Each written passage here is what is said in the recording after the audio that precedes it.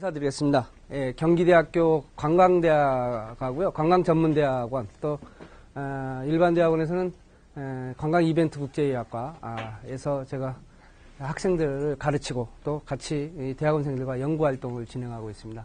우리 서은희 계장님이 지나치게 많은 그 시흥과의 인연을 얘기를 했는데요. 사실은 틀린 얘기가 아니라 사실입니다. 사실은 제가 무주가 고향인데요. 경기도에서 저와 깊은 인연을 맺은 수도권 지역의 여러 지자체 단체가 있는데 첫 번째 지자체가 시흥이었습니다. 그런데 그때도 우연찮게 시흥시의 정책기획단을 발족을 했고 관광 분야의 전문가를 찾는 과정에서 저하고 인연을 맺어서 제가 시흥시에서 정책기획단 활동만 한 3년 정도 3회에 거쳐서 했습니다. 그러니까 정책기획단 임기가 3년인가 2년인가 3년인가 모르는데요. 대충 한 6, 7년 정도 인연을 가지고 나름대로 시흥을 들여다봤다가 잠시 또 다른 인연으로 시흥과는 조금 소원한 거리를 두고 다른 지자체에 나름대로 도움과 연구활동 또는 컨설팅 이런 걸 하다가 올해 또 그동안 시흥에 대한 애증이 있으니까 한번 와서 시흥을 한번 들여다봐 달라 해서 제가 다시 발을 들여놓게 됐습니다. 사실은 그래서 시흥은 제2의 고향이다 하고 얘기할 정도로 저에게는 아는 분도 많이 계시고 또 공무원들도 국장님, 과장님 또는 시장님이야 많은 분들 또는 시민단체에 있는 분들도 어느 지자체에 있는 분보다도 인연을 가지고 있는 지역이라고 말씀드릴 수 있습니다. 그리고 이제 제가 사는 지역이 목동이라서요. 시흥하고 좀 가깝습니다. 그래서 시흥은 부르면 언제든지 오는데 마음이 편합니다. 또 오는 길도 시골길 같고 그래서 제가 일부러 고속도로 타고 오지는 않고 항상 국도를 타고 오늘도 좀 타고 오다가 연꽃 테마파크 들려서 호접벌 이렇게 돌아보고 이렇게 구석구석 돌아서 시청에 들어왔습니다. 그래서 제가 이제 의정부나 저기 양평이나 용인 이런 데도 오라고 그러는데요.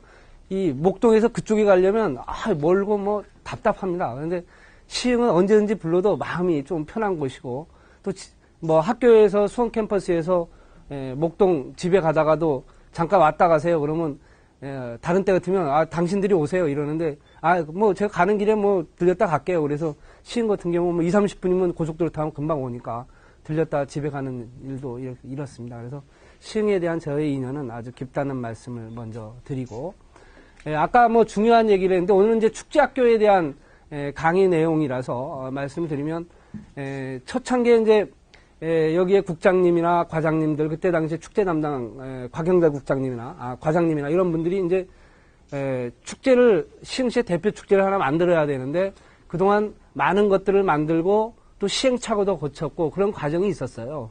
그래서 저한테 한번 돈을 많이 줬다 보기보다는 시흥 정책기획단에 조그마한 예산으로 축제를 한번 만들어 보자 하는 얘기를 했었어요. 그래서 시흥을 대표할 수 있는 축제를 어떤 것들을 만들었으면 좋겠냐 해서 그동안 많은 지자체 또는 전문가들이 또는 지역의 전문가들이 고민을 했었는데 마땅한 대안을 찾지를 못했고 또 여러 가지 얘기들도 있고 또 시흥 갯벌 축제에 대한 이름에 대한 네이밍부터 상당한 그 논란들이 있어 왔었어요. 그런데 제가 이제 보고서를 썼고 그 제안이 어느 정도 받아들여졌고 그래서 저는 사실은 연꽃 테마파크와 갯벌 생태공원의 가치를 협업시켜보자 하는 차원에서 개인적으로는 시흥 갯벌 연꽃 축제라는 이름으로 네이밍을 해서 제안을 했어요. 그랬더니 이제 최종 또 지역의 전문가들의 의견 수렴 과정과 또는 많은 분들의 토의 과정을 통해서 최종 네이밍이 시흥 갯벌 축제로 이렇게 네이밍이 결정이 됐더라고요.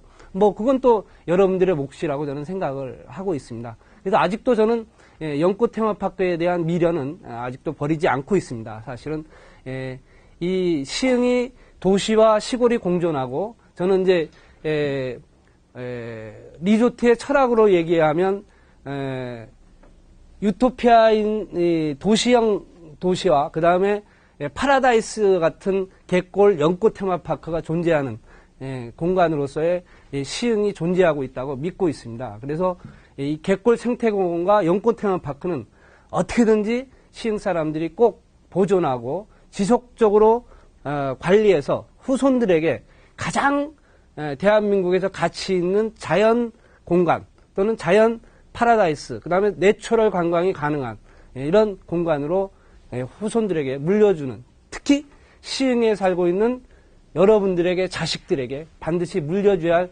진짜 가장 가치 있는 자산이라고 생각을 합니다. 거기에서 나타난 어떻게 보면 하나의 구현된 소프트웨어적인 행위 자체의 하나가 갯골축제라고 저는 생각을 하고 있습니다. 이제 그 얘기를 하기 전에 제가 오늘 화면에 먼저 띄운 화면이 인류를 바꾼 세계의 사과가 있습니다. 맨 왼쪽의 사과가 뭐죠? 네? 네, 아담과 에덴 동산입니다. 네, 아담과 이브. 결국은 여러분이 알다시피 사탄한테 이 사과를 따먹게 함으로써 인류가 깨어났습니다. 물론 뭐 고생하는 이 지구상에 태어났는지는 모르지만 우리가 이브가 사과를 안 따먹었으면 아직도 우리 인류는 이 에덴 동산에서 행복하게 살고 있을지 모르는데 어떻든 간에 인간을 확 깨어나게 했습니다. 그 사과를 먹는 순간에. 두 번째 사과는 또 뭡니까? 만유인류 법칙에서 뉴턴의 사과 얘기입니다. 결국은 이 인류가 진보하고 혁신을 하는데 중요한 역할을 한 것이 만유인류의 법칙입니다. 이분도 사과나무에 앉아있다가 떨어지는 사과에서 진짜 깼습니다. 강력한 깨달음을 한 거죠. 세 번째 사과는 뭡니까? 얼마 전에 타기한 스티브 잡스입니다. 스티브 잡스. 스티브 잡스가 벌레 먹은 사과가 우리가 얘기하는 대표적인 현 세대에서 확 인류를 깨게 한 하나의 어떤 획기적인 혁신을 한 사람입니다. 이분이 이제 스티브 잡스죠. 스티브 잡스의 이런 세계의 사과가 뭐냐면 혁신입니다. 혁신. 그러면 혁신을 하기 위해서 삼중주가 필요한데 창의성. 요즘 뭐 창조경제 뭐 이렇게 하는데 우리도 창조관광이라고 얘기합니다. 창조관광. 사실은 저희 쪽에서는 창조관광이라는 단어보다는 창의관광이라는 단어를 썼습니다. 그래서 옛날에 몇 년 전에 이명박 정권 때 제주도에서 정상회담을 할 때 창의관광에 대한 심포지엄을 한 적이 있어요. 인류의 학자들 많이 모여서 우리 쪽에서는 창의관광이라고 얘기하는데 창조관광, 창의성입니다. 그 다음 가치의 협업. 가치의 협업의 성공 사례는 대표적으로 스티브 잡스입니다. 스티브 잡스가 다양한 여기서 나오는 우리가 얘기하는 아이폰, 아이패드, 아이팟 이런 것들이 여러 가지의 어떻게 단세포적인 기술의 내용들을 이분이 창의적인 아이디어로 결합을 시켜서 아이패드를 만들고 우리가 얘기하는 아이폰, 지금 얘기하는 스마트폰을 만든 거거든요. 그 사람이 그러니까 그런 이 가치의 협업을 이 사람은 한 거죠. 그리고 융합을 한 겁니다. 융합을 해서 결국은 이제 혁신이라는 걸 만들고 새로운 가치를 창출하면서 인류를 변화시키는데 거대한 역할을 한 거죠. 이제 제가 이 얘기를 이제 하는 이유는 시흥 갯골 축제가 혁신을 해야 된다는 얘기를 하고 싶은 겁니다. 가치의 혁신. 이 얘기를 이제 하고 싶어서 먼저 이 말씀을 드렸습니다. 그럼 본격적으로 시흥 갯골 축제를 한번 여러분들과 들여다보도록 하겠습니다. 오늘 강의에 대한 큰 주제는 뭐 시흥 갯골 축제의 개요라고 그랬는데 한번 제가 그냥 정리하고 넘어가는 걸로 하고 갯골 축제의 현주소는 무엇인가 그리고 갯골 축제가 가야 할 발전 전략을 한 4가지 정도로 여러분한테 말씀드리려고 합니다. 제가 먼저 구애죠. 구애면 저는 인간의 생명주기랑 축제를 비교합니다. 대한민국의 축제는 세계 3대 축제, 외국의 축제들은 종교와 함께 시작을 했습니다. 그래서 세계적인 축제들, 뭐 카니발 같은 성격의 축제들 다 그렇습니다. 그런데 우리나라는 지금 문화관광축제라고 지정된 약 40개 정도의 축제들은 다 언제? 지자체 시작, 94년도. 그러니까 지금 대충 나이들이 17, 18, 20세 요 정도의 나이입니다. 물론 우리가 단오제라든지 개천예술제라든지 오래된 축제들이 있어 왔지만 그런 것들이 지금 문화관광축제같이 브랜드화하지는 못했습니다. 이렇듯이 이제 축제의 역사로 보면 그럼 갯벌축제는 얼마나 됐냐? 지금 초등학교 이제 2학년 정도의 나이밖에 안 됐다는 거죠. 저는 축제가 기반을 다지는 시기를 약 10년 정도 봅니다. 10년. 그 다음에 성장하는 시기를 10년으로 보는 거죠. 지금 문화관광축제라고 할 수 있는 40개 중에서 대표 축제, 최우수 축제에 된 것들이 지금 약 17, 18, 그 정도의 나이입니다. 그러니까 이제 청소년기의 발전의 거즘 이제 인체 성장기로 보면 이제 어느 정도 다 마무리되는 시점에서 지금 문화관광축제도 새로운 변혁, 리프레시 정책을 쓰지 않으면 매너리즘에 빠질 가능성이 높습니다. 매너리즘이 2번 빠지는데요. 제가 볼 때는 이제 초등학교를 지난 요 10년 사이에서 한번 매너리즘에 빠지고 또 10년 뒤에 매너리즘에 빠집니다. 그래서 지금 이제 최우수 축제 한 17, 8년 된 축제들은 이제 새로운 용역들을 발주하려고 머릿속에 구상하고 있습니다. 지자체나 조직위원회에서. 왜냐하면 이제 지금의 방법론 가지고는 우리가 축제에 새로운 도약을 할 수 없다. 그렇기 때문에 새로운 중장기 발전에 관련된 용역을 한번 발주하겠다. 이런 생각을 가지고 있어요. 여러분들이 뭐 제가 여기 스케줄 보니까 무주 반딧불 축제 6월 달에 가는 걸로 되어 있는데 이제 무주의 문화관광과장이 제 친구예요. 그때 엊그저께 올해 관광도시 관련된 얘기 때문에 통화를 하다 보니까 우리도 중장기 발전 계획에 대한 용역을 발주할 예정이다. 뭐 저한테 준다고 그러겠는데 줄지 안 줄지는 모르겠어요. 김 교수가 그래도 무주 반딧불 축제도 한 10년 정도 바라봤으니까 좀 도움을 달라 이렇게 얘기를 했어요. 근데 뭐 주면 기꺼이 한번 무주의 중장기 발전을 위해서 열심히 한번 해볼 생각을 가지고 있습니다. 제가 왜 구애의 얘기를 하면서 포스터를 집어넣었어요. 이 포스터의 역사를 바라보면 그 축제의 모든 것들을 함축되어 있다고 저는 감히 얘기를 합니다. 그래서 무주에 가서도 제가 중간에 얘기했던 내용이 뭐냐.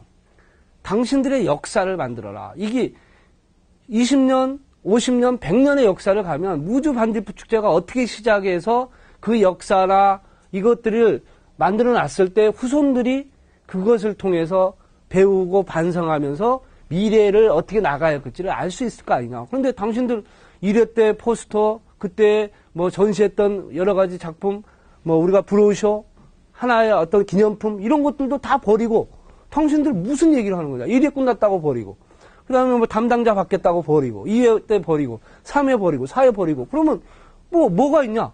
그런 것들을 지금부터 준비해놓고 모아놓지 않으면 당신들의 미래는 없다 하는 얘기를 제가 강조를 했죠. 그러면서 그게 뭐냐? 주제관하고 매칭이 됩니다. 뒤에서 나오겠지만. 그래서 제가 포스터 얘기를 하는 겁니다. 제가 갯벌축제도 얘기를 했어요. 그 역사들은 버리지 말고 계속 가지고 있어라. 그 대표적인 하나가 포스터다. 1, 2, 3회 포스터의 모습, 4회의 모습을 보십시오. 아마 여러분들 이번에 처음 보실지 모르겠습니다. 한 번에. 5회 포스터의 모습, 6회의 모습, 7회, 8회의 모습들을 쭉 한번 보십시오. 과연 이 포스터가 그때의 갯벌축제의 모습을 상징하는 걸 텐데 이 포스터가 그때의 축제의 컨텐츠를 완벽하게 표현했느냐 아니면 그때 예를 들어서 6회나 7회의 포스터를 보면 또는 5회의 포스터를 보면 저 포스터가 과연 갯벌축제의 테마성과 진정한 갯벌축제를 의미하는 상징성이 부여됐느냐 이런 부분들을 한번 생각할 필요가 있다는 거죠. 저때 축제의 모습은 사람의 모습으로 그다음에 공연의 모습으로 뭐 이런 걸로 남아 있는 거냐 아니면 뭐 갯벌의 축제에서 여기와 같이 뭐 소금 창고 역할 뭐 소금을 긁는 이런 애들의 놀이만 이게 갯벌 축제냐 이런 것들을 한번 생각할 필요가 있다는 거죠.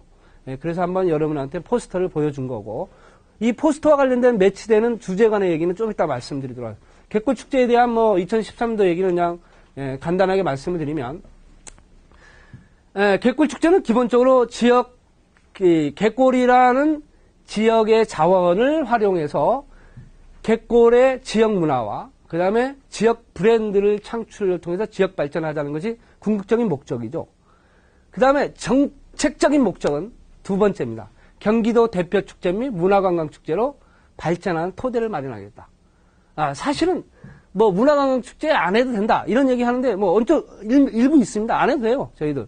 왜냐면 우리 좋은 축제, 우리 축제가 만들면 되지. 왜 문화관광축제로 경기 대표 축제로 지정을 받아야 되고 문화관광축제로 가야 되냐 하는 논란의 여지는 사실은 있어요. 그런데 그래도 축제를 객관적으로 평가하는 기준의 자체가 이 두 가지 척도밖에 현실적으로 존재하지 않는다는 거예요. 그래서 지역사회나 또는 뭐 시장님이나 군수님이나 이런 사람들이 문화관광축제를 대고 싶어 해요.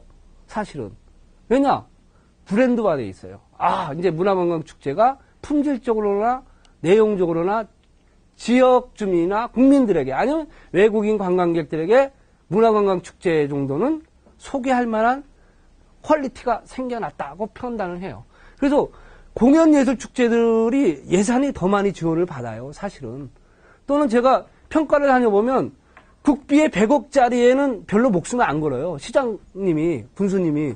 왜냐하면 뭐 남해안 관광벨트 사업, 서해안 관광벨트 사업 평가를 다녀보면 국비 50억, 30억짜리 지원한다는데 별로 관심을 안 가져요. 우리 축제가 뭐냐? 1억 5천, 많아야 3억짜리 받는 문화관광축제에 더 목숨을 걸어요. 나는 문화관광축제를 받고 싶다. 이 얘기를 더 많이 해요.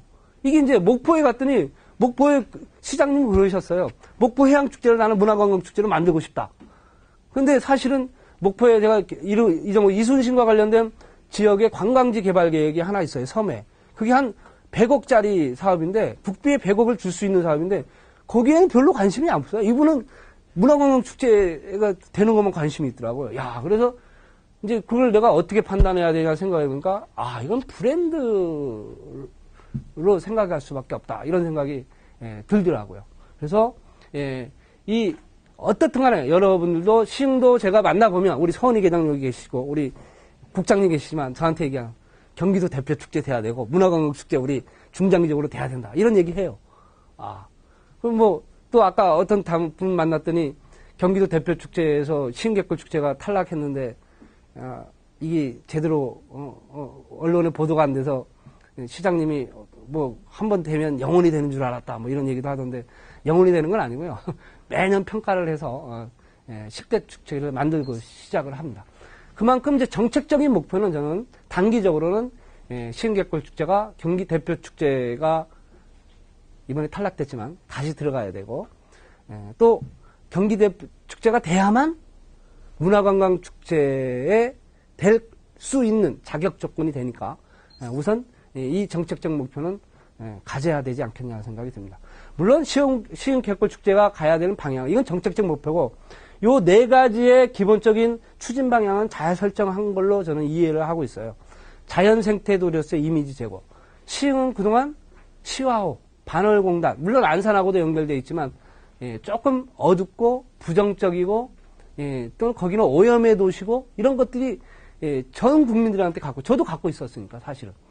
그런데 이 갯골이라는 거고 그 다음에 연꽃태만 호접벌 이런 걸 통해서 자연생태의 도시라는 이미지를 굳건히 할 수 있는 거다. 그게 뭐냐? 시흥갯골 축제가 중요한 플랫폼 역할을 할 수 있다는 거죠.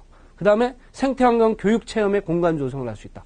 이제 미래 세대의 학생들이 이제 자연과 친화적으로 살아가지 않으면 살 수 없다는 거죠. 아토피병이 생기고 그 다음에 스트레스를 해소할 수 있는 치유, 헬스, 힐링 관광이라는 용어가 지금의 키워드입니다. 요즘의 트렌드의 키워드거든요. 그래서 저는 이런 것들을 다 모아서 최근에 제가 나름대로 정치적인 용어인지 정책적인 용어인지 학문적인 용어는 아직 아닌데 시흥시에서 생명관광을 얘기하는 생명도시를 얘기하잖아요. 생명관광이라는 바운드리에 다 힐링, 헬스, 뭐 이런 것들을 다 집어넣자. 레포츠, 건강, 뭐 이런 것들. 그래서 생명관광이라는 키워드를 제가 쓰기 시작을 했습니다. 생명관광. 이것을 포괄하는 단어가 생명일 것이다. 이런 측면에서 앞으로 생태환경 체험이 아주 중요하죠. 백문이 불여일견, 백견이 불여일행이라 이렇게 해야지 체험의 시대거든요. 세 번째 지역 브랜드 창출 및 대표 축제로 육성. 당연하죠. 지금 한 9회 정도를 거치면서 시흥시의 대표 축제로 저는 포지셔닝 됐다고 생각을 합니다. 그런데 이것이 대표 축제로 갈 만큼 충분하게 컨텐츠나 예산 지원이 됐느냐? 거기에는 퀘스천 마크입니다. 사실은 주민 참여 및 지역화 공감대가 형성되어 있느냐? 이 부분에도 부족하다고 생각합니다. 주민 참여 특히. 결국 축제는 근본적으로 주민들이 중심이 되고 거기에 관광객들이 와서 서로 소통하는 창구의 역할을 해야 됩니다. 지역 주민들에게 버림받는 축제가 성공할 수 없습니다. 지역 주민들이 중심이 돼야 되고 그들이 만든 지역의 커뮤니티 속에서 관광객들이 와서 서로 같이 노는 한마당이 돼야 되는 측면이 있죠. 그런 측면에서 과연 주민들의 참여가 그동안 있었느냐? 그런 부분에 있어서 물론 이제 뭐 제가 듣기로는 작년부터 상당한 프로그램 자체로의 참여 또는 운영에 참여 뭐 이런 것들을 노력을 하고 있는데 생각보다는 다른 축제보다 부족한 것 같습니다. 일단 뭐 아시는 분도 계실지 모르지만 이번에 14년도에 40개가 지정이 됐어요. 요것은 거즘 이 쿼터가 지정되어 있습니다. 2개, 8개, 10개, 20개. 그래서 작년부터 일몰제를 적용을 했어요. 일몰제. 결국은 축제가 최우수 축제에서 3년 이내 대표 축제를 가지 못하면 일몰을 한다는 거예요. 그러니까 난리가 났어요. 뭐 갑자기 일몰을 한다고 그러니까 정치적으로 이제 한다고 그래가지고 작년에 처음 적용을 했거든요. 난리가 나서 이제 막 여러 가지 얘기들이 나오니까 어떻게 했으면 좋겠느냐. 그래서 그러면 최우수 일몰제들은 명예라는 걸 줘야 되냐 아니면 다시 진입할 수 있는 기회를 줘야 되냐. 지금 여러 가지 논란들은 있어요. 근데 이제 이 내용 중에서 경기도에 해당하는 것들이 제가 초록색으로 된 겁니다. 이천 쌀문화, 가평 자라섬, 최우수 축제 2개죠. 우수, 안 보이죠? 유망축제. 여기서 보면 그 수원 화성문화제가 우수에서 이번에 떨어졌어요. 하나 떨어졌고 그 다음에 여주 오곡나루와 파주 당당콩이 유망축제로 들어갔습니다. 상대적으로 경기도가 올해 약진을 한 건 사실입니다. 다른 때에 비해서. 왜냐하면 지방에서는 축제를 죽고 사는 정도로 투자를 하고 집중을 합니다. 근데 경기도 수도권은 그래도 조금 먹고 사는 게 괜찮아서 그런지 별로 이 축제에 관심이 없었거든요. 그런데 제가 볼 때는 몇 년 전부터 이제는 다른 것들이 대충 정리돼서 시장 군수님이나 아니면 지자체에서 주민들이 이쪽에 여론들이나 이런 데 관심이 있어서 그런지 축제에 관심을 가지기 시작을 했습니다. 그래서 여론도 좋고 치열합니다. 그 중에 서프라이즈한 것이 여주 오곡나루 축제예요. 이게 이제 고구마 축제, 뭐 감자 축제 몇 개 축제를 오곡나루라는 이름으로 뭉쳤거든요. 저는 이 심사할 때 경기도 대표 축제로 딱 들어오길래 뭐야? 이거 갑자기 이제 통합해서 들어왔는데 그러더니 그냥 단숨에 문화관광축제, 유망축제까지 진입을 했어요. 그래서 사실은 이제 우리 그 담당 서기관님이 이제 문광부 밥을 먹게 됐어요. 그분이 이제 제가 편하게 물어봤죠. 발령이 그때 이제 다른 부서로 발령이 났어요. 그러니까 제가 편하게 물어볼 수 있잖아. 뭐 다른 데는 이제 전출이 되다 보니까 내가 다른 건 모르겠는데 오곡나루를 어떻게 갑자기 대표 축제 되더만 그냥 바로 진입을 하셨냐. 내가 그랬더니 그분 얘기에 물론 뭐 비하인드도 있긴 하겠지만 공식적인 얘기는 뭐냐. 축제를 여러 개의 작은 축제들을 통합을 했다. 하는 얘기를 우선 하더라고요. 통합을 했고 여주의 어떻게 보면 오곡이라는 부분에 이름 네이밍 자체나 컨텐츠가 방향을 제대로 잡은 것 같다. 그리고 주민들의 의지가 너무 강한 것 같다. 그래서 심사위원들의 평가도 좋게 나왔다. 그래서 진입을 했다. 이렇게 얘기를 하시긴 하더라고요. 오곡나루도 한 번만에 들어갔어요. 한 번만에. 신개꿀 축제도 한 번만에 갈 수 있다고 생각도 들죠. 예. 어떻게 할지는 저도 잘 모르겠습니다. 이게 이제, 개꿀 축제가 이 10대 축제 중에 하나입니다. 여기 쭉 보면 이제 그동안 10대 축제를 유지했었는데 이번에 여기 보면 여조공나라고 안성맞춤 바구더기 축제가 들어왔죠. 이 안성맞춤 바구더기가 들어온 것도 시흥개꿀 축제가 상대적으로 떨어지는 이유 중에 하나였어요. 오공나루가 들어와서 떨어진 이유 중에 하나였어요. 제가 보는 게 아니라서.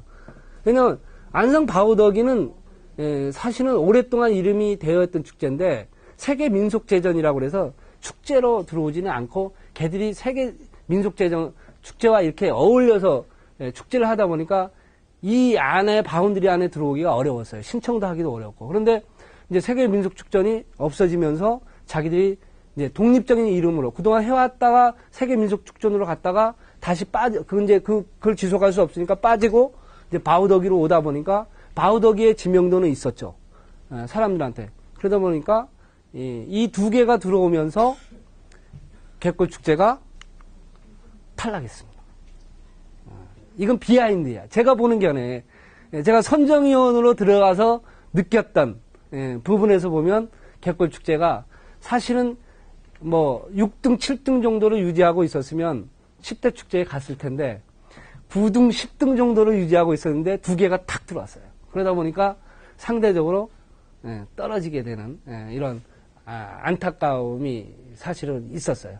이건 제 견해, 제가 선정위원회에 들어가서 느꼈던 관점으로서 얘기하는 거지 전체의 의견은 아니에요. 전체의 의견은. 제가 보는 견해라는 걸 일단 말씀드립니다. 방송에 나가서 이런 얘기 하면 안 되는데.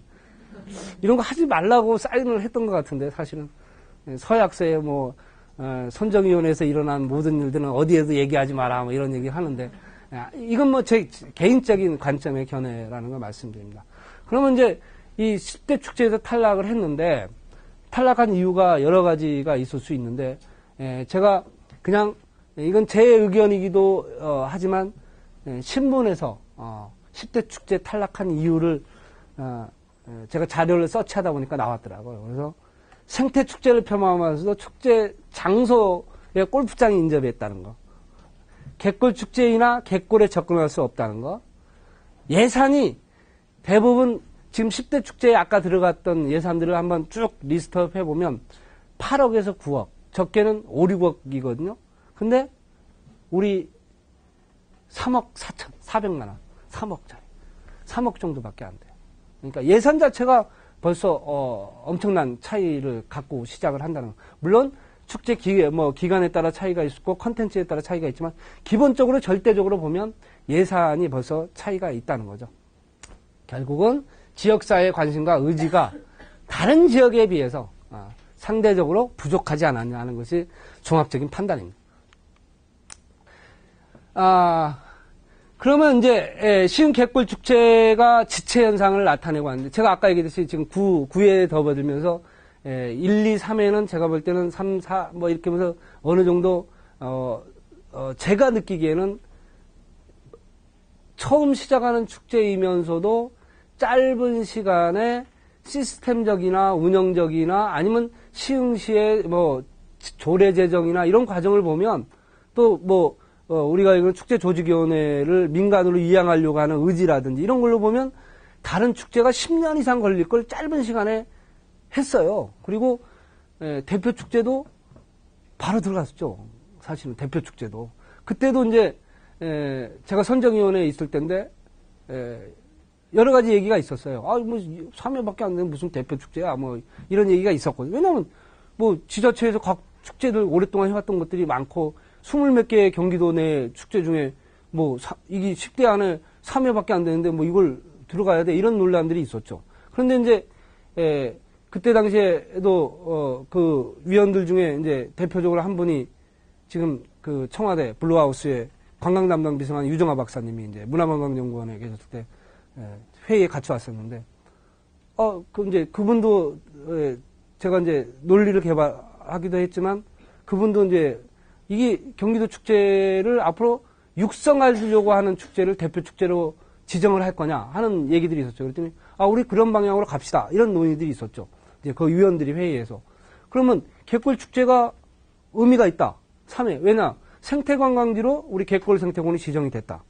장소적으로 인프라가 앞으로 계속 투자하면서 장소적인 측면에서 괜찮을 거다. 그 다음에 8월에 다른 지역이 봄, 가을에 대부분 축제인데 8월 하는 축제 경기도에서 유일하게 있다. 그 다음에 갯골이라는 생태적인 독특한 테마를 다른 축제와 비교해서 완벽하게 차별화되는 테마를 가지고 있다. 그러면 이게 중장기적으로 봤을 때 이 축제는 성공할 가능성이 충분히 있고 의미가 있다. 그러면 이런 축제를 지정해 줘야 되지 않느냐 하는 논리가 의미 있게 설득이 됐죠. 그래서 그때 3회인가 제 기억이 3, 4회 정도 바로 지정이 됐죠. 그래서 도에서도 여러 가지 경제적으로도 지원받고 홍보에도 도움이 됐고 뭐 이런 과정을 거쳤죠. 그러면 지금까지의 도입기를 거쳐서 이제 우리나라의 축제들도 마찬가지지만 이 지체 현상이 나타나는 시점에서 가장 큰 문제가 킬러 컨텐츠에 대한 얘기들이 나오기 시작을 합니다. 그러면 과연 9회 동안 시흥 갯골 축제가 고만고만한 프로그램이나 컨텐츠는 많았는데 확실히 주제성을 반영하면서 사람들에게 강렬하게 킬러, 말대로 죽일 만큼 완벽한 프로그램이 있었느냐? 없었다는 거죠. 없었다는 거죠. 그동안 못 만드는 거죠. 그 다음에 주제와 지역성이 충분히 반영됐느냐? 제가 볼 때도 저도 계속 요구했는데 반영되지 못했어요. 갑자기 뭐 여러 가지 음악 축제로 갔다가 그냥 단순한 뭐 체험 프로그램 위주로만 갔다가 학습 프로그램으로만 갔다가 이게 축제적인 대중성과 어떤 오락성이나 또는 킬러 콘텐츠의 주제성이나 이런 것들이 전혀 없이 그냥 상황에 따라 매년 축제의 그 아이템들이 이상하게 변해가는 또는 이상한 관광축제와 막 합쳐서 막 이상하게 가버리고 막 이러다 보니까 정체성이 유지하는 과정에서 다른 축제과의 융합이 필요하면 가능한데 정체성이 없는 상태에서 막 섞이다 보니까 축제의 지역성이나 이런 것들이 갯골의 생태 환경이 충분히 설명되지 못했다는 거죠. 그 다음에 예산 지원의 한계 뭐 이런 이유로 지체 현상이 나타났습니다. 이제 우리나라 축제들도 이제 뭐 우리 그 시흥 갯골 축제는 이 정도에서의 지금 얘기를 하지만 지금 우리나라 축제들은 지금 여기 정도에 와 있는데 지금 매너리즘에 빠져 있어서 상당히 고민을 하고 있는 시점. 그래서 아까 이제 중장기 발전 계획 또는 새로운 도약을 하기 위해서 이 우리 축제를 어떻게 발전시킬까에 심각한 고민에 빠져 있는 것이 우리나라 축제의 현상이라고 얘기할 수 있습니다. 대표 축제의 여러 가지 장애, 이러한 이제 지체 현상이 나타나는 요소들을 제가 4가지로 구분해 봤어요. 이제 장애 요소들이 나타나는데 왜 이런 것들이 발전하는데 장애를 주고 하는가 봤더니 축제 자원의 장애입니다. 우리나라 축제들이 축제 아이템이 유사해요. 여기서 잘 된다 그러면 여기서도 하고 여기서 잘 된다고 하면 그래서 백화점식으로 재밌는 뭐 또 비슷하다는 축제들을 다 모아놓는 이런 아이템의 유사성이 가장 큰 문제입니다. 그러면 축제의 아이템이 있어도 원소스 멀티유즈 같은 확장성이 있어야 되는데 이걸 갖다 창의적인 아이디어나 혁신을 통한 창의적인 아이템을 확장하지 못하는 측면이 있어요. 그럼 갯골이라는 아이템을 가지고 다양한 확장성 프로그램을 만들어 가줘야 되는데 메인 프로그램이 있고 확장성 있는 프로그램을 만들어야 하는데 그런 부분에 대해서 이제 부족하다는 거죠. 그 다음에 예산 축소의 분위기. 요 몇 년 사이에 뭐 축제는 낭비성이다. 축제는 쓸데없이 돈을 쓴다. 또는 뭐 지금 정부에서 예산을 절약하기 위해서 첫 번째 칼을 댄 게 행사 예산이다는 이름으로 축제 예산은 무조건 줄이기 시작을 해요. 다른 것도 줄이지만 우선 칼을 대면 축제 예산부터 줄이는. 복지 예산은 늘리지만 이런 행사는 줄이는 이런 분위기. 그 다음에 이제 인지적 장애입니다. 축제 조직과 운영 시스템의 집착과 유지죠. 기존에 해왔던 조직들이 또는 기득권 세력들이 자기들이 가지고 있는 운영 시스템과 집착을 가지고 있어요. 계속. 그래서 해왔던 대로만 하려고 하는 이런 문제들은 이 축제 발전의 장애 요인입니다. 그 다음에 정치적 장애입니다. 정치적 장애 여러분들이 뭐 무슨 말이냐? 여기서 수호의 천사, 악마, 책사 이런 얘기 있는데 이 축제를 가지고 있는 또 운영하는 기득권 세력이 있어요. 그게 이제 있고 그것을 반대하는 반대 저항 세력이 있습니다. 우리가 여와 야가 있듯이 이 축제를 운영하는데도 박수 쳐주고 좋아해주는 수호의 천사들이 있고, 그 다음에 뭐 그 축제가 개판이고 뭐 축제 운영도 어떻고 뭐 아무 얘기도 안 하고 말로만 막 떠들고 막 방해하는 이런 테러리스트 수준에 있는 사람이 있는가 하면, 아니면 진짜 악마와 같은 수준에 있는 사람이 아니면 뭐 그런 사람들이 많아요. 이게 이제 축제의 어느 지역이든지 이런 갈등들은 축제가 만들어가는 과정에서 아주 크게 폭발하다 보면 축제를 없애는 데도 있어요. 안 하는 데도 있고, 또는 뭐 축제가 엉망이 되는 데도 있죠. 이런 과정이 어떻게 잘 관리되고 수습되느냐가 중요한데, 시흥 갯벌 축제에서도 사실은 초창기에는 제가 중간자 역할을 많이 했어요. 사실은 뭐 환경단체도 있었고, 지역의 문화예술단체, 뭐 미협, 뭐 문화원, 뭐 이런 단체들이 많이 있고, 또는 뭐 이제 축제를 운영하는 뭐 주체들도 있고, 이런 사람들이 의견들이 자기들의 기득권과 관련된 부분이 있어요. 사실은 이제 여기 우리 정석영 위원장님이 초창기 위원장인데, 제가 첫 번째 얘기한 게 축제가 시흥 갯벌 축제가 정체성을 처음에 잡기 위해서는 각 지자체의 이해 집단들이 존재하는데, 이해 집단들이 자기들의 주장을 갖고 끌고 올 거다. 프로그램이든 운영이든 그것을 과감하게 막을 수 있어야 된다는 요구를 제가 계속했어요. 그러면 축제의 아이덴티티는 절대 못 만든다. 이게 축제를 만들어가는데 첫 번째 요소다. 그런데 사실은 모르겠어요. 제가 느끼기에는 조금 해왔어요. 그러다가 어느 순간부터 저는 무너졌다고 생각을 해요. 무너졌다고. 지자체장이 한번 바뀌면 모르겠어요. 선거, 그러니까 축제 막 하잖아요. 자기들 그냥 마이크 다 한번 잡아보려고 그러고.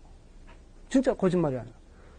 도의원, 시장, 뭐, 도의원, 군의원, 아니, 여기 시의원이죠. 시의원들, 자, 마이크 하면, 이건 지역 주민의 기준과 관광객의 관점에서 절대 안 해야 되는 일이거든요. 안 해야 되는 일인데, 마이크 잡으려고 해요. 또 이해 집단들이 자기들의 권리를 막, 거기서 어떤 이익을 창출하려고 노력을 하죠. 이런 것들은 절대 안 되는 일이거든요.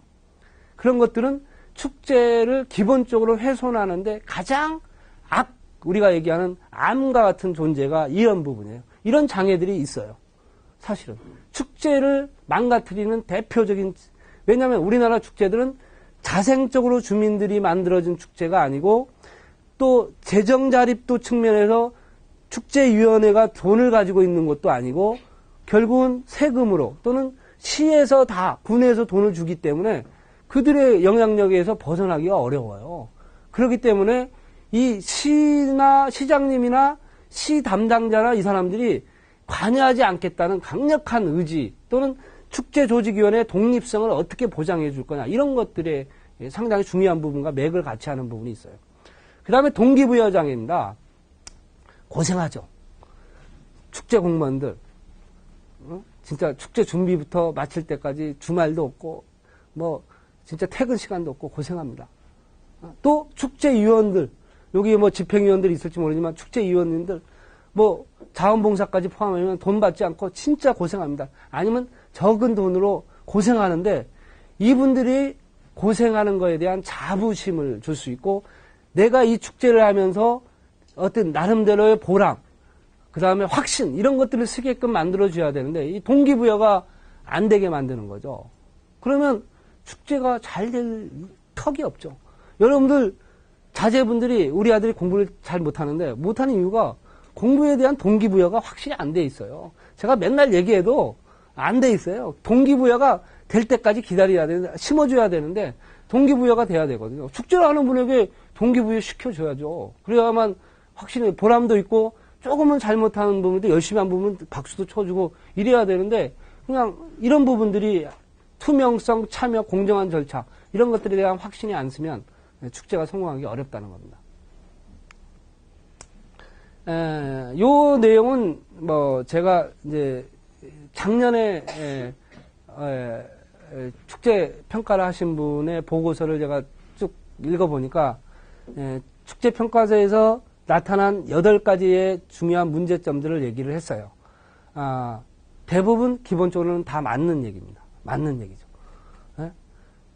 그래서 8가지의 내용은 그냥 여러분들이 참고하셨으면 좋겠다는 얘기를 드리면서, 그래도 작년에, 다른 전문가께서 평가보고서를, 제가 사실은 올해는 이제 제가 평가보고서를 제출하게끔 경기도에 의뢰를 받아서 하게 될 텐데요. 이건 작년에 다른 분이 와서 평가보고서를 냈습니다. 그런데 요 내용이 맞다는 거죠. 그러면 이러한 평가보고서가 나왔을 때 실천을 했느냐, 개선을 했느냐라는 부분의 문제예요. 제가 아까 말씀드렸지만 한 5회에 걸쳐서 평가보고서도 내고, 제가 사실은 우리나라의 최고의 학술 저수지의 객골축제 해가지고 논문도 하나 냈어요. 과연 객골축제가 시흥에 적합한지, 적합성에 대한, 객골축제가 시흥의 지역성을 반영한 의미가 있는 적합성 있는 축제인지를 관광객들과 지역 주민들에게 물어본 연구들을 한 적이 있거든요. 이렇듯이 시흥을 가지고 뭐 논문도 발표하고 보고서도 내고 했는데, 그러한 진단에 대한 컨설팅이 과연 축제에 그 다음에 충분히 반영됐느냐 하는 부분에 대한 것이죠. 사실은 뭐 보고서 맨날 내면 무엇합니까? 개선하지 않는데. 응? 개선하지 않는데. 그래서 보고서가 나오면 사실은 집행위원들이 그 보고서 가지고, 물론 그 보고서가 진단이 완벽하지는 않을 수도 있습니다. 그렇지만 그 진단 보고서가 나오면 사실은 치열하게 그 내용을 가지고 토의를 해야 됩니다. 그래서 다음 축제에 그 내용을 우리가 어떻게 개선할지, 아니면 뭐 개선하지 않아도 되는 부분은 안 할지, 이런 것들을 판단해야 되는데, 그냥 보고서는 보고서대로, 그 다음에 다음의 축제는 다음의 축제대로 준비하는 이런 악순환의 고리를 거친다면 컨설팅이 무슨 의미가 있겠습니까, 사실은. 그래서 충분히 좀 반영하는 노력들이 필요하지 않을까, 이런 생각을 해봅니다. 핵심 콘텐츠를 작년에는 어영선 퍼레이드를 했다고 들었습니다. 뭐 시흥시민 안녕굿이라든지, 저는 1차적으로 핵심 콘텐츠를 만들려는 노력에 대해서 전적으로 박수를 보냈어요.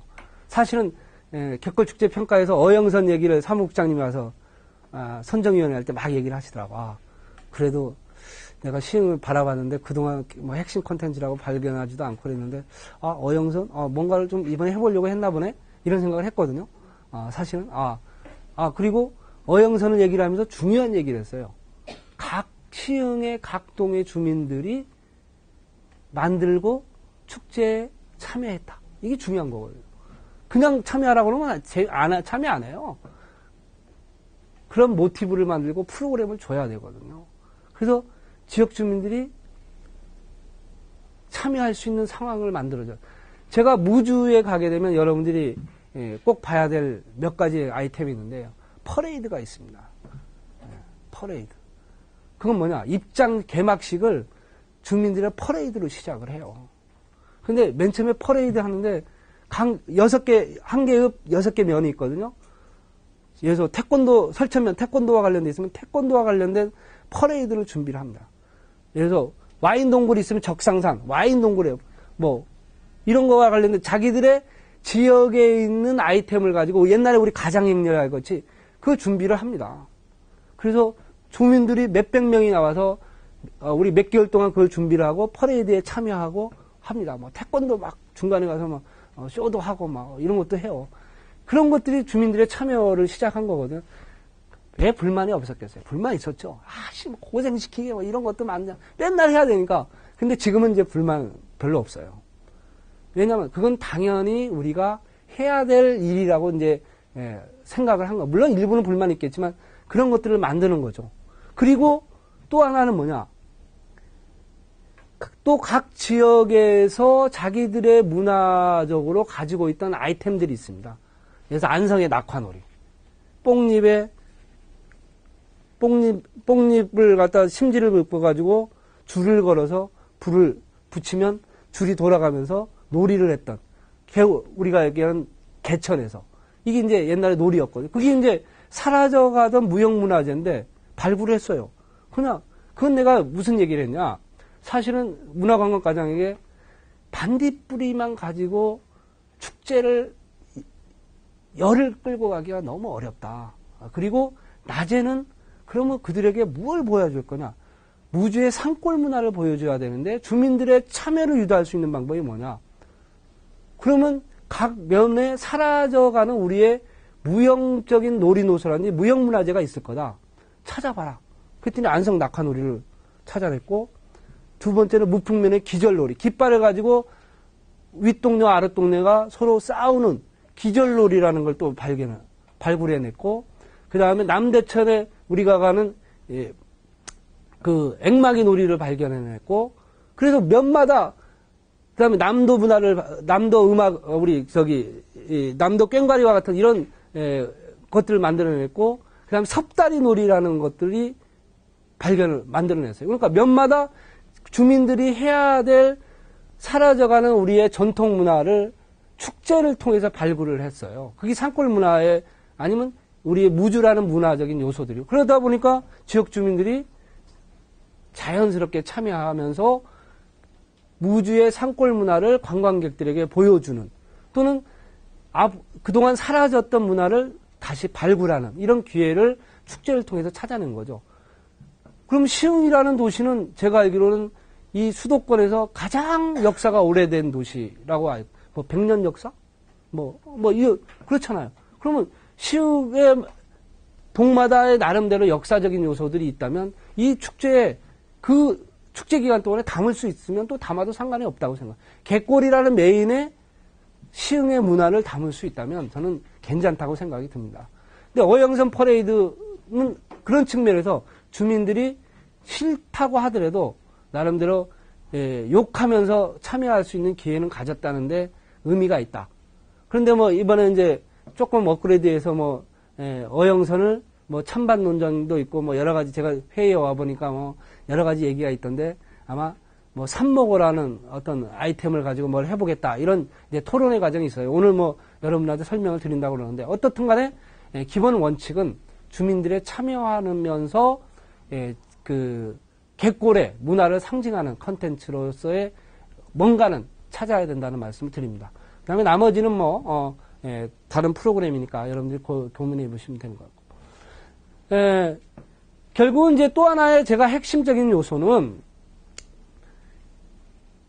반딧불 축제에 왔는데 주제관을 한 번도 본 적이 없어요. 물론 그 자체가 주제관이다 이렇게 얘기하면 할 얘기는 없는데, 갯골 생태공원이 주제관이다 이렇게 얘기하는 것보다는 이제는 역사를 만들어가는 차원에서 저는 주제관을 하나 만들어서, 지금 9회를 거쳐서 1회 때부터 해왔던 주제관, 역사관 이런 것들이 필요하지 않나 하는 생각을 해봐요.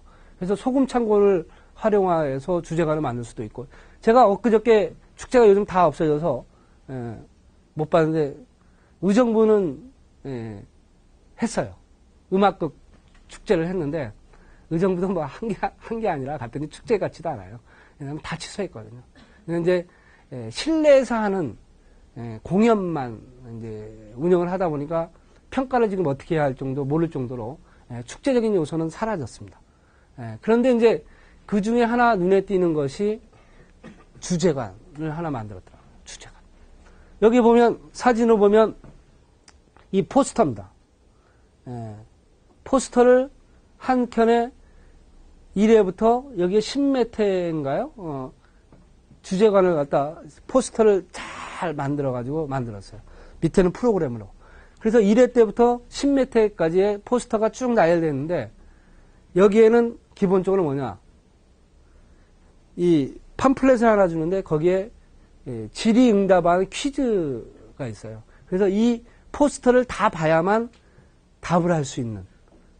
그래서 포스터를 그냥 보지 말고, 수직 보지 말고 1회부터 15회까지 의미 있게 보다 보면 그 퀴즈에 답을 할 수 있고, 그 퀴즈의 답을 나갈 때 제출하게 되면 기념품을 이렇게 주더라고요. 그러니까 포스터를 그냥 전시하는 게 아니라 진짜 학생들이, 그래서 초등학생들이 막 와서 읽고 답하는 것들을 엄마하고 이런 것들을 봤거든요. 여기에 보면 14년간 공연 작품을 전시했습니다. 그 다음에 오른쪽에는 홍보용품을 전시했고, 체험관을 만들고, 그 다음에 주민들이 찍은 공연 축제에 관련된 사진들을 다 찍어서 또 전시를 했어요. 물론 이게 전부는 아니지만 그 안에서는 여기 이 뮤직 M이라는 마스코트를 하나 개발해서 캐릭터를 개발해서 이분들에 관련된 스토리 체험관도 만들어 놓고 뭐 이런 것들을 많이 만들었어요. 그리고 주제관이 상당히 많은 한 100여 평 이상 정도의 잘 인아웃 과정에서 잘 만들어 놨어요. 이걸 이제 여러분들에게 적어도 시흥 갯골 축제 정도에서는 부의 역사가 있다면 과거의 모습도 한번 볼 수 있게끔 하는 주제관들을 한번 연출해 보는 것도 좋겠다는 말씀을 먼저 드립니다. 제가 이제 시흥 갯골 축제가 발전하려면 나름대로 4가지 전략은 꼭 가지고 있어야 되지 않느냐 해서 제가 말씀을 드려보도록 하겠습니다. 킬러 컨텐츠 얘기는 아까 했습니다. 어영선 얘기일 수도 삼모고 얘기일 수도 있고 또는 그 안에 전시시설로 주제관일 수도 있습니다. 어떻든 간에 핵심 컨텐츠가 축제의 경쟁력입니다. 문화관광축제평가에서 60점, 옛날에 70점이었는데 60점까지 내려요. 60점. 이번에도 경기도 축제에서 30점을 현장평가를 하는데 기획서 10점, 컨텐츠, 킬러 컨텐츠 부분 10점, 운영 5점, 발전성 5점 이렇게 30점 평가를 합니다. 어떻든 간에 킬러 컨텐츠가 문화관광축제에서는 핵심입니다. 핵심. 가장 어렵죠. 어려워요. 그렇지만 어렵지만 꼭 해야 되는 컨텐츠죠. 핵심이죠. 핵심. 갯골 축제하면 딱 그 프로그램이 끝나. 그래서 무주반대필 축제하면 무주반대필 도탐사. 유등축제가 있습니다. 유등축제는 원래 개천예술제의 한 프로그램이었어요. 유등. 개천예술제가 유명하지 않습니까? 지금 70년 역사 중에 뭐 전체 중고등의 예술하는 사람들이 개천예술제에 와서 상탁하고 하는 것들이 큰 영광으로 아마 대한민국의 3대 축제 중에 하나였어요. 개천예술제가. 그때 당시 말이에요. 그런데 그 중에 괜찮은 프로그램이 하나가 유등이었어요. 사람들한테 개천예술제 같은 사람이 유등을 띄워봤더니 인기가 너무 좋은 거야. 이걸 가지고 개천예술제 준비위원들이 거기서 독립해서 나와가지고 유등축제를 만들었어요. 그래서 개천예술제가 약화됐어요. 그러다 보니 유등축제가 뜨고 상대적으로 죽어버렸어. 그러니까 이제 예술단체에 있는 사람들이 화가 났어요. 새끼들 너 나가. 왜냐면 유등만 관심 있으니까. 그래서 나가 그러고 개천예술제만 지금 따로 하는데 예산을 거의 좀 동등하게 받아서 이제 예술단체 하고 있어요. 이 유등이 잘 되니까 서울 등축제 했잖아. 표절 싸움 난리 났잖아. 표절 싸움 막 진주에서 나가서 데모하고 난 시에서 예산 받아서 데모하라고 돈 주는 데는 처음 봤어요. 시에서 예산 세워가지고 그래서 이제 제가 세계 등축제 자문을 열잖아요. 등축제 가지고 이제 지금 이번에 타협을 해서 또 하긴 해요. 하는데 어떻든 간에 이 등이라는 부분이 강해서 유등이라는 부분이 의미가 있게 해석이 된 거죠. 이것이 킬러가 축제화된 대표적인 케이스. 이런 케이스는 아주 좋은 성공 케이스죠. 그럼 거꾸로 종합축제인 이런 축제들이 킬러를 만든다. 쉽지는 않죠. 그러나 만들어야 된다는 거죠. 안동 탈춤 페스티벌이 우리나라 대표 축제 1위입니다. 우리 졸업을 했지만 우리나라의 대표 축제, 명예 축제로 간 성공 사례죠. 탈춤이라는 것이 전 세계에 공유할 수 있는 아이템이었죠. 그래서 외국인들이 많이 왔어요. 초청을 하면. 그리고 이 사람들 초청할 때 아주 큰 나라, 이런 나라보다는 작은 나라들을 초청해서 탈춤과 관련된. 그러면 저기 케냐, 공고, 저기 우리 방글라데시 이런 데 오면 이분들이 공연장에 오면 대사관에서 할 일이 없어요. 저기 나라 국민이 진짜 오랜만에 한번 오거든요. 대사관 직원들, 대사님 막 와요. 그때 탈춤 페스티벌을 했어요. 그러니까 외국인들이 막 초청도 하게 됐지만 자연스럽게 우리가 어피니언 리더들, 대사님들도 막 오고 이랬다고. 이게 이제 탈춤 페스티벌의 성공 사례죠. 그 다음에 여기 진도 신비 바닷길로 그냥 넘어가도록 하겠습니다. 무주의 대표적인 컨텐츠는 킬러는 반딧불 도보 탐사입니다. 사실은 반딧불이는 어디든지 나왔던 데죠. 그런데 천연기념물이라고 지정된 지역이 122호로 무주 지역이었거든요. 그래서 물론 조그마한 환경단체들이 반딧불이를 보호하고 서식하자 하는 운동단체가 있었어요. 그리고 지자체가 시작이 됐고 그때 지자체와 결합해서 반딧불 축제를 하자 해서 브랜드화 됐죠. 요만한 쌀털만한 반딧불이가 무주를 먹여 살리기 시작을 한 거죠. 먹여 살리기 시작.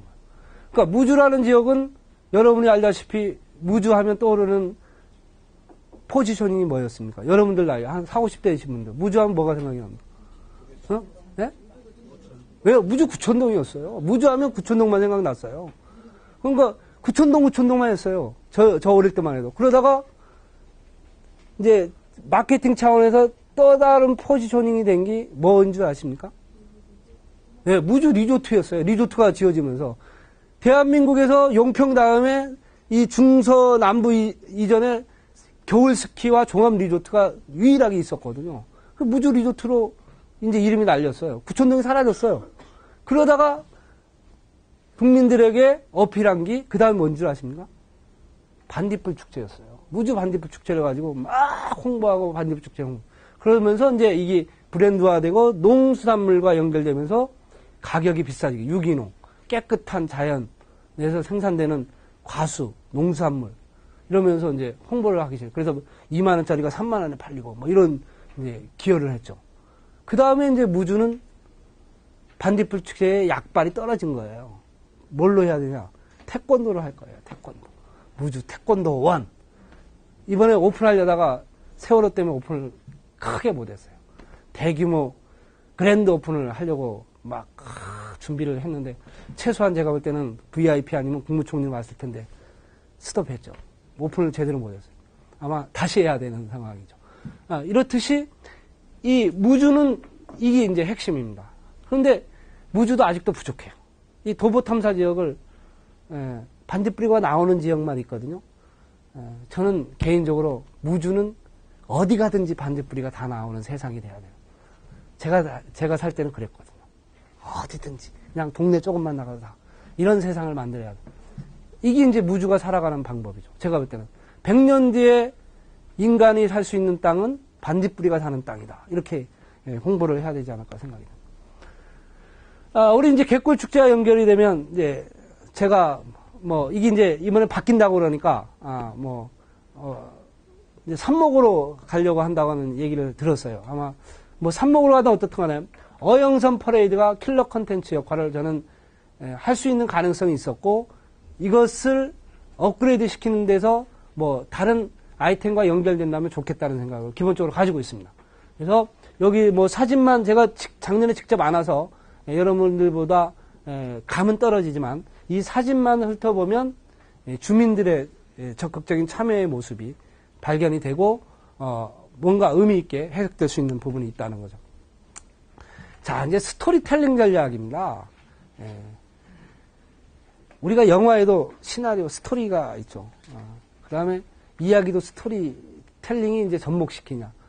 우리가 가이드가 스토리텔링으로 안 하면 가이드가 안 됩니다. 그래서 요즘 뭐 관광자원 안내나 모든 것에 이제 인문학적인 스토리텔링 얘기를 하죠. 스토리텔링이 진짜 모든 걸 먹고 사는 것 같아요. 그런데 축제에서도 당연히 필요하죠. 레이아웃부터, 입구부터 나올 때까지의 스토리텔링, 프로그램에서의 스토리텔링, 모든 것들이 결국은 뭐냐? 쉽게 얘기하면 저는 어릴 때 우리 외할머니의 이야기를 듣고 싶어서 외할머니 집에 자주 간 적이 있어요. 참 구수하게 이야기를 잘했어요. 처음부터 끝까지. TV만큼 몰입할 수 있게끔. 옛날에 TV도 많지 않을 때는 그런 이야기들이 있었단 말이에요. 축제에서 이런 기획자와 방문자, 청자들이 결국은 이야기를 통해서 서로 소통할 수 있게끔, 몰입할 수 있게끔 만드는 작업을 해야 되죠. 그것을 우리가 이 스토리텔링 전략이라고 하는데, 대표적인 성공 사례가 이효석 문화재입니다. 이번에 제가 평가를 갔었는데, 이효석은 스토리는 완벽하게 갖췄죠. 메밀꽃 필무렵. 모르는 사람 있습니까? 있죠. 소설 속에. 우리도 어영선 이야기, 삼목오 이야기 있을 수 있습니다. 그러면 이걸 어떻게 되냐? 어떻게 스토리를 재구성하느냐는 거가 중요합니다. 여기 보면 표현 속성이라고 되어 있는데 이야기 속에 나오는 나귀의 얘기, 메밀꽃의 이야기가 당연히 이곳에는 기본으로 바탕이 깔려 있죠. 그 공연의 요소들이 이번에 가니까 장에서부터 우리가 얘기하는 사랑을 나눴던 물레방앗간, 그 다음에 뭐 이런 이야기들이, 공연들이 쭉 만들어졌어요. 그러니까 이런 스토리들을 어떻게 구성할 거냐, 레이아웃도 중요하지만 프로그램을 어떻게 구성할 거냐 하는 것들이 중요하죠. 그래서 행사장의 전시물이나 홍보 안내판, 시각적 표현, 감각적 표현에서 캐릭터, 색채, 조명, 아까 뭐 노란색 얘기를 하셨는데 유니폼, 이런 것들, 그 다음에 행동적 표현으로 공연, 체험 행사 프로그램이 어떻게 이 이야기들로 구현될 거냐 하는 부분이 아주 중요한 부분입니다. 제가 이제 뭐 이호석에 가서 잠깐 가니까 카페베네가 그 물레방앗간 옆에 카페베네가 이렇게 들어와 있더라고요. 차로 해가지고. 그래서 제가 보니까 카페베네 일반적인 커피가 쭉 뭐 다 있더라고요. 아메리카노 쭉 있어서. 제가 이제 그 위원장님한테 언뜻 생각난 게 얘기를 했어요. 뭐냐면, 아니, 카페베네가 뭐 들어올 수 있다. 그러면 나는 이호석 커피를 만들어야 된다. 왜 이호석 커피를 판매하지 않냐. 이렇게 얘기를 했어요. 이게 이제 스토리에 있는 얘기거든요. 이호석 작가가 요절을 빨리 했지만 이분이 모카 커피를 그렇게 좋아했대요. 다방에 앉아서 글도 쓰고 모카. 그 소설 속에 이호석 얘기의 역사 속에 있는 얘기예요. 그러면 카페베네가 왔으면 거기에 이름 하나 정도는 이호석 커피라고 해서 팔아야지. 물론 다른 커피도 팔지만 이게 의미가 있는 거지. 그냥 커피만 팔면 되냐. 결국은 스토리를 반영을 안 하는 거죠. 그랬더니 위원장님이 좋은 아이디어네. 우리 아들이 저기 시내에서 커피 전문점을 하는데 이호석 커피 해가지고 팔아야 되겠네요. 뭐 이러더라고요. 그래서 몰라요. 파는지는 모르겠는데 이제 그런 것들이죠. 제 얘기는. 그런 것들 하나의 조그만 아이템이지만 어떻게 생각하느냐에 따라서 틀려질 수 있는 부분이 수 있는데, 그러면 우리의 갯골축제의 스토리텔링 전략은 어떻게 해야 될 거냐. 내만 갯골의 이야기들이 수없이 많죠. 소재는. 그 다음에 지역적 특징인 생태 습지라는 부분, 희귀동식물, 문화예술, 또는 지역의 우리의 시흥의 오래된 역사의 문화, 호접벌 이야기가 있을 수도 있고, 연꽃 테마파크 이야기가 있을 수도 있고, 모르겠어요. 성황당 이야기가 있을 수도 있고, 제가 잘은 모르지만 관광할 때 갔었는데, 저쪽에, 저쪽 염전 위에, 조그만한, 그 사당이 있더라고요. 그게 무슨, 새우개, 맞아요. 새우개 사당인가 있대요. 거기 가서 저기 절을 하면 군대 가는 애들이 거기 와서 기도를 드리면 군대를 무사하게 갔다 올 수 있다 그래가지고 있더라고요. 근데 거좀 다 쓰러지긴 하던데. 내가 거기도 처음 가봤어요. 그러니까 무수한 갯골과 관련된 염전의 이야기나 아까 새우개 사당 이야기들이 있거든요. 그런 것들을 우리가 이런 스토리의 이야기들을 어떻게 표현할 거냐. 어디에서? 갯골 축제에서. 그것은 시각적으로 전시나 홍보물로 표현할 수도 있고, 프로그램으로 표현할 수도 있고, 체험으로 표현할 수도 있고, 이런 것들이죠. 이런 표현 속성. 당연히 이제 여기서 우리가 이 스토리의 이야기들을 갯골 축제에서도 만들어 가였을 때 진정으로 사람들에게 어필할 수 있다는 거죠. 그 다음에 이제 장소 마케팅 전략인데, 장소성이라는 부분이에요. 근데 시흥 갯골 축제는 장소성은 확보돼, 아까도 내가 장점이라고 얘기했어요. 사실은 초창기의 축제들은 축제를 판을 벌려야 되는데 마땅한 장소가 없었어요. 그러니까 어디서 했습니까? 운동장. 아니, 반대부 축제 한다고 저 공설운동장, 예를 들어서 시흥 갯골 축제 한다고 공설운동장에서 하고, 그 다음에 천변 있잖아요. 천변에. 저기 송이 축제 가면 천변에서. 송이가 소나무 저기 산에서 나는데 천변에서 축제하고. 이게 축제는, 저는 축제는 테마파크와 똑같다고. 임시적인 테마파크거든요. 우리가 축제의 기본적인 요소는 뭐냐면 일상생활에서 벗어나는 겁니다. 우리가 날리티라고 얘기를 하는데 문지방과 관련된 신성한 공간이에요. 그래서 이 공간을 넘어서면 이 공간은 일상생활과 다른 세계입니다. 다른 세계. 그래서 우리가 외국의 카니발이나 외국의 축제에 보면 가면을 쓰죠. 동등하게 되는 거죠. 왕과 거지가 동등하게 됩니다. 이런 이 난장의 의미가 있는 축제 공간은 우리가 살고 있는 일반적인 세계와는 다른 세계거든요. 그러면 축제라는 공간은 그러한 울타리가 형성되어 있어야 됩니다. 테마파크가 어떤 세계냐? 우리가 생각하는 꿈의 세계를 이 땅에 만드는 거거든요. 꿈의 세계를 이 땅에. 어디가? 우리가 얘기하는 에버랜드가. 상상의 세계를 이 땅에 만든 거거든요. 그 공간에 가게 되면 일상생활과 다른 세계가 있는 거죠. 신데렐라 성이 있고, 그 다음에 인디아나 존스에 나왔던 세계가 있고, 주라기 공원이 있고, 뭐 이런 다른 세계거든요. 거기에 그래야만 몰입할 수 있어요, 축제가. 결국은 장소를 만들어야 됩니다. 장소를. 근데 갯골 생태공원이라는 장소가 여기는 천혜의 자원이 있었고 갯골 생태공원으로 지정이 되면서 투자가 이루어졌어요.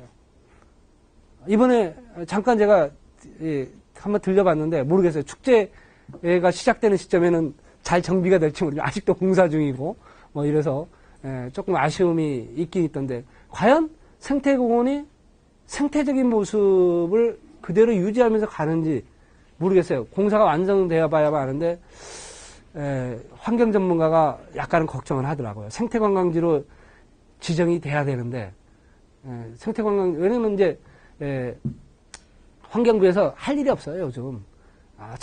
창조를 하라니까. 그러니까 저기 환경부에서 할 일이 없으니까 관광이라는 모자를 또 딱 입혔어요. 그래서 생태관광 한다고 지금. 그래서 생태관광 기본법인가가 이제 통과돼서 생태관광지를 지정하기 시작을 했어요. 그러니까 이제 그 보존한 걸 갖다 이제 가둬놓은 가치가 아니라 오픈 가치로 이제 만드는 거죠. 관광이라는 것은. 그래서 그 오픈 가치로 만들었을 때 그게 보존도 되고 계속돼 관리가 되고 지속할 수 있다는 이제 기본적인 철학에서 출발하는 거죠. 그러니까 여러분들이 이제 생태관광지로 지정을 받아야 되겠죠. 어떻게든지 받아야 되는데 그게 장속성 만들기의 결과물일 수도 있습니다. 뭐 아마 지금 공사를 하고 있으니까 어떨지 모르는데 어떻든 간에 기본적으로는 장소성 만들기에서는 지금 가고 있다. 그리고 어느 축제보다 그런 인프라는 충분히 갖추고 있다 하는 것이 또 갯골 축제가 가지는 장점일 수 있습니다.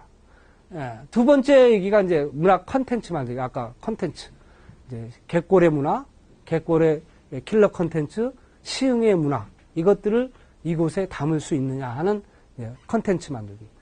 그러면 이 두 개가 만들어졌다 끝나는 게 아니라 마케팅하기가 프로그램 마케팅하는 것이 중요합니다. 결국 갯골 축제를 얼마나 마케팅했느냐, 홍보했느냐, 그 다음에 널리 알렸느냐, 그 다음에 외부에 진짜 포지셔닝 되어 있느냐, 결국 나부터 갯골 축제를 홍보했느냐 하는 부분들을 한번 고민해 볼 필요가 있습니다. 이 세 가지가 결국은 장소성을 기획하는 요소인데 그것이 장소 마케팅의 기본 전략이라고 얘기할 수 있습니다. 장소 마케팅 전략에서 제가 이제 성공 사례로 얘기하는 데가 첫 번째로 담양 대나무입니다. 제가 작년에 평가를 갔었는데 군수님 얘기가 도의원 출신이에요. 우리 조상님들은 담양을 조상님들 때문에 먹고 산다 얘기했어요. 그게 뭐냐? 대나무를 심어줬다. 그 다음에 대나무, 그리고 대나무라는 중림원을 통해서 그 매입을 했어요. 그리고 대나무를 이제 더 많이 심기도 시작. 거기만 그 중림원을 보기 위해서 1년에 몇백만이 오는 거죠. 축제는 그들에게 하나 웬 떡 있냐 보여주는 그들에게 위한 진짜 홍보하기 위한 마케팅하기 위한 시기에 한번 하는 거예요. 그 다음에 세계 대나무 엑스포까지 2015년도까지 연결을 시키는데 결국은 담양이라는 광주의 조그만한 위성도시가 중림원 또 하나 뭔지 아십니까? 메타스퀘어. 지금도 나무 심고 있어요. 메타스퀘어 가로수길. 나무로 갖고 온 거. 그 다음에 관방재림. 홍수를 막기 위해서 만든 관방재림. 이 사람들은 나무로 가지고 그냥 몇백만의 사람들이 담양을 찾아오고 담양은 여러분들이 생각하면 죽세품. 담양 대나무. 포지션이 딱 돼 있단 말이에요. 이 이제 담양이라는 지역이에요. 근데 그 공간이 장소성을 만들기 위해서 계속 투자를 하고 있고 그 공간을 연출하고 있고 노력하고 있다는 거예요. 이게 이제 담양의 모습이죠. 그러다 보니까 그런 공간에서 축제가 열리고 행사를 하게 되면 사람들의 몰입도가 높아지죠. 높아집니다. 그러면 시흥 갯골축제는 아까 말씀대로 내륙 속의 작은 바다인 갯골을 이제 우리가 갯골 생태공원을 만드는 거죠. 이 생태학습 공간을 만드는 거. 그래서 축제를 할 수 있는 완벽한 공간이 연출이 되고 축제 비포 전에도 사람들이 학습의 공간, 체험의 공간, 생태 학습의 공간으로 관광객들에게는 관광 공간으로 시흥 주민들에게는 여가 공간으로 또는 그곳을 통해서 먹고 사는 사람들은 생태공원이 작업 공간으로 역할을 하는 거예요. 그래서 축제하기 전에 그렇게 먹고 살다가 축제를 통해서 한번 강력하게 표현하고 애프터 이벤트 축제를 통한 또 그 다음에 좋은 프로그램은 계속 사람들에게 애프터 할 수 있는 그런 상황들을 만들어가는 노력들이 필요하죠. 그래서 마지막에 이제 생태 이미지를 공립하기 위해서는 이제 정책적인 측면에서 생태관광지 지정을 받으면 홍보하기 좋지 않을까 이런 생각을 한번 해봅니다. 그래서 뭐 습지보호 지정하고 우리 시흥 시민들의 인적 요소인 사랑 커뮤니티의 노력들이 저는 필요하다고 생각해요. 이게 시흥에서 가장 지금 약점이거든요.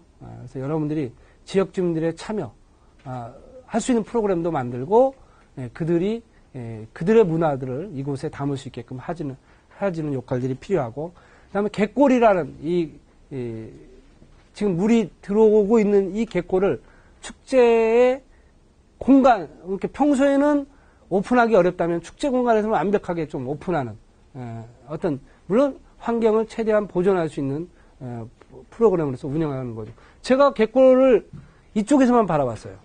들어가는 입구에서만. 근데 사실은 제가 감동했던 것은 저쪽 반대 송담 쪽에서 안으로 차를 몰고 들어가다가 걸어서 들어갔을 때 갯골의 모습이 너무너무 아름다웠어요. 사실은. 이거 내가 나만이 볼 수 있는 공간인가? 이런 생각을 했어요.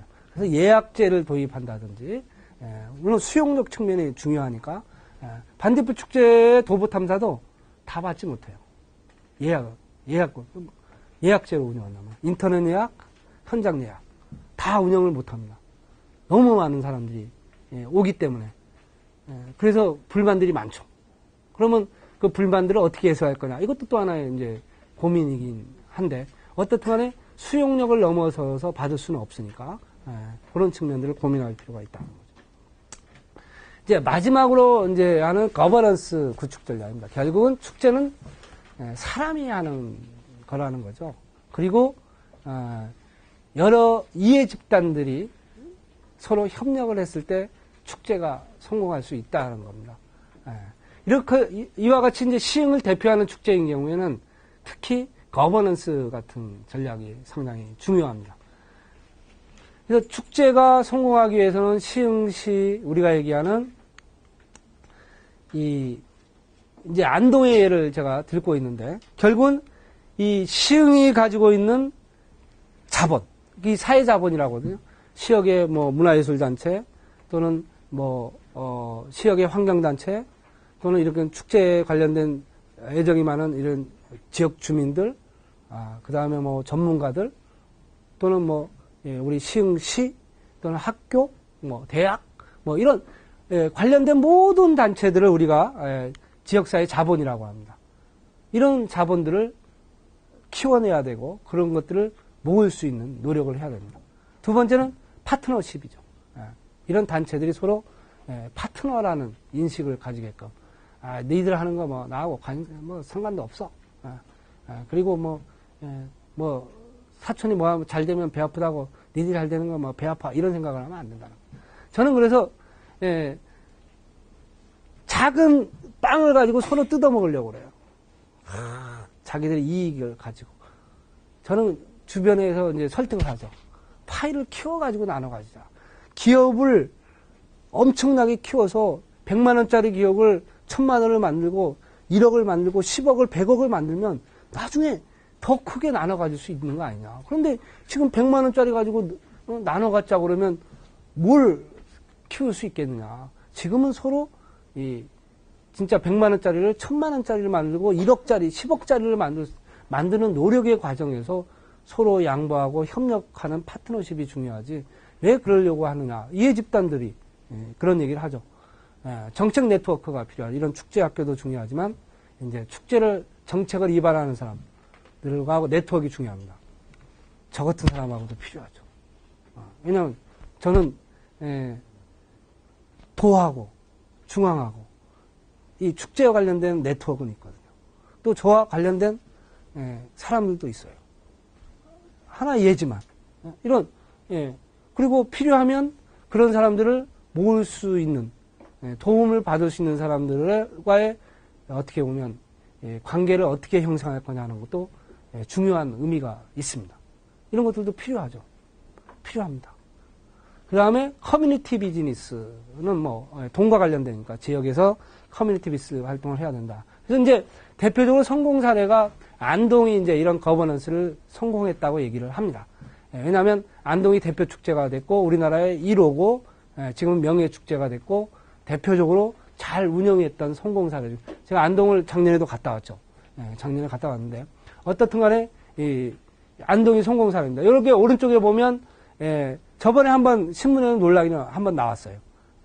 이게 이제 또 오랫동안 이 구축되고 그러다 보니까 뭐 신문에 확인은 된 건 아닌데 뭐 내부에 뭐 비리가 있다. 뭐 예산이 이제 늘어나고 뭐 규모도 되고 잘하다 보니까 뭐 이런 뭐 도에서 이제 언론에서 이제 노출된 적은 한 번 있는데 어떻든 간에 조직 체계 측면에서는 축제팀, 관광팀, 경영팀, 행정지원팀, 집행위원장을 중심으로 이사장이 계시고 재단법인 형태로 아주 셋업이 잘 되어 있는 케이스라고 얘기할 수 있어요.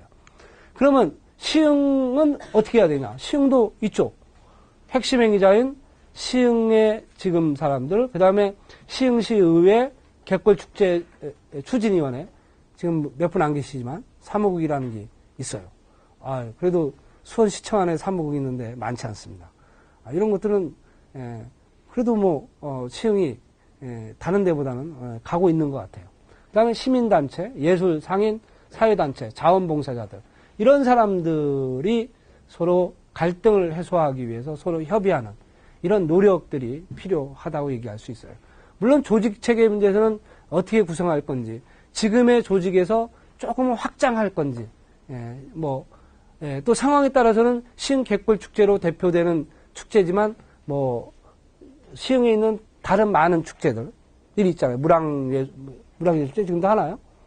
뭐 하여튼 이런 것들이 축제라는 조직위원회 안에 들어와서 같이 서로 협업할 수 있는 상황이 되는 건지 그런 것들은 이제 미래 시점에 한번 고민해 볼 필요지만 지금 당장은 시흥 갯벌축제가 조직이 시작을 해야 된다는 거예요. 지금 있는 조직이 확장성이 필요하면 조직을 다시 한번 정비할 필요가 있다는 거죠. 특히 여러분들 같이 축제학교에 오신 분들이 평소에도 거기에 역할을 할 수 있는 조직 체계를 구성할 수 있다면 의미가 있지 않을까 이런 생각을 한번 해봅니다. 제가 사실은 이제 목표에 해당하는 시간을 맞춰서 강의는 했습니다. 이제 제가 하는 얘기는 조금은 거시적인 얘기도 있고 미시적인 얘기도 있을 겁니다. 아마 제가 다음번에 혹시나 보고회를 하실 기회가 8월 달에 이제 이번 뭐 9회 축제를 하게 되면 이제 현장에 와서 보고 설문조사도 하고 이제 주변에서 평가도 해보면 그때는 조금 미시적인 측면에서 여러분들이 해야 될 얘기들을 조금 더 자세하게 할 수는 있을 것 같습니다. 근데 이번에는 전략적 차원에서 가야 할 여러분들의 어떤 방향, 이것들에 관련된 얘기들을 중심으로 해서 다른데 사례들과 어떻게 보면 비교해가면서 시흥 갯벌 축제의 전략에 대한 얘기를 했습니다.